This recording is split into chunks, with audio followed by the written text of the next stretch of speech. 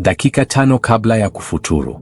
Ilibaki dakika 5 tu afungue, lakini hakujua ndio dakika zitakazoharibu mfungo wake. Saidi alikuwa amekaa kimya sebuleni, macho yake yakikodolea saa ukutani. Tumbo lilikuwa linauma kwa njaa, lakini hakujali. Alikuwa ameshaizoea, kwa sababu kwake mfungo haukuwa tu ibada, ulikuwa ni mapambano.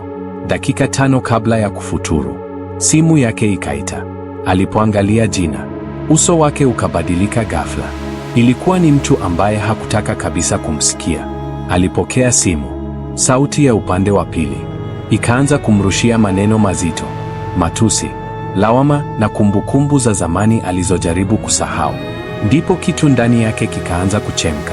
Sekunde chache tu, hasira zikachukua nafasi ya imani. Juma akasimama ghafla, akajikuta anajibu kwa ukali, maneno makali kuliko aliyosikia, maneno yaliyotoka moyoni, si mdomoni.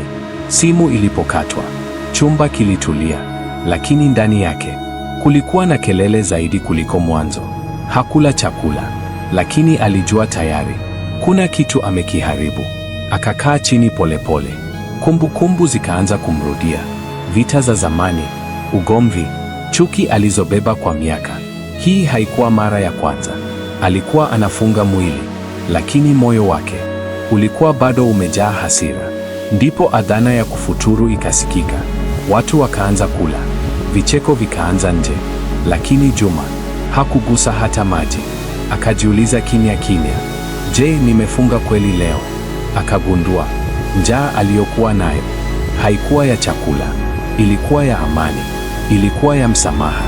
Kwa sababu ukweli ni huu: unaweza kukaa siku nzima bila kula, lakini bado ukawa hujafunga hata kidogo. Maana mfungo wa kweli hauanzii tumboni, unaanzia moyoni.